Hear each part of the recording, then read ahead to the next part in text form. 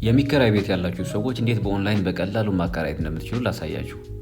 መጀመሪያ ባዮ ላይ ያለውን ሊንክ እንጫናለን። ከዛ በኋላ ኦፕን እንለዋለን። ከዛ መጠቀም ይጀምሩ የሚለውን እንነካለን።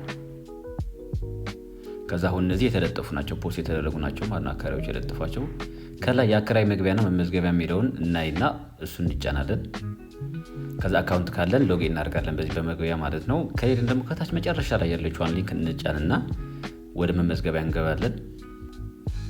መጀመሪያ የራስዎን ስም ያስገባሉ። እዚህ ጋር የራሳችንን ስም እናስገባለን፣ የአባታችንን ስም እናስገባለን፣ ስልክ ቁጥር፣ ከዛ የምንኖርበት ከተማ እንመርጣለን።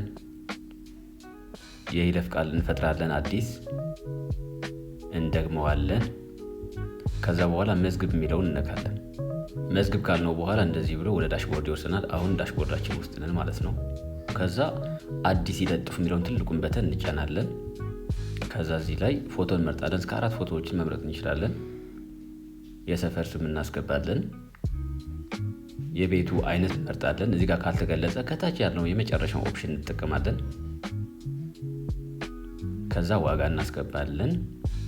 በደንብ ይግለጹት የሚለው ላይ ዲስክሪፕሽን እንጽፋለን ወይ ደግሞ መግለጫ። ለተከራዮች አሪፍ አድርጎ ሊገልጽላቸው የሚችለውን ኢንፎርሜሽን እዚህ ጋር እናስገባና መዝግብ እንለዋለን።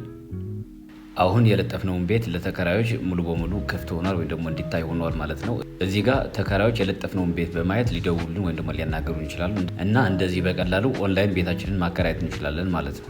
ማንኛውም አይነት ጥያቄ ካላችሁ ኮመንት ላይ ወይም ደግሞ በመሰጅ ላኩልኝ። ቪዲዮውን ላይክ፣ ሼር እና እንዲሁም አስተያየት ካላችሁ ኮመንት አድርጉ። ፎሎው ማድረግም እንዳትረሱ። መልካም ቀን ይሁንላችሁ። ቴንኪው። አመሰግናለሁ።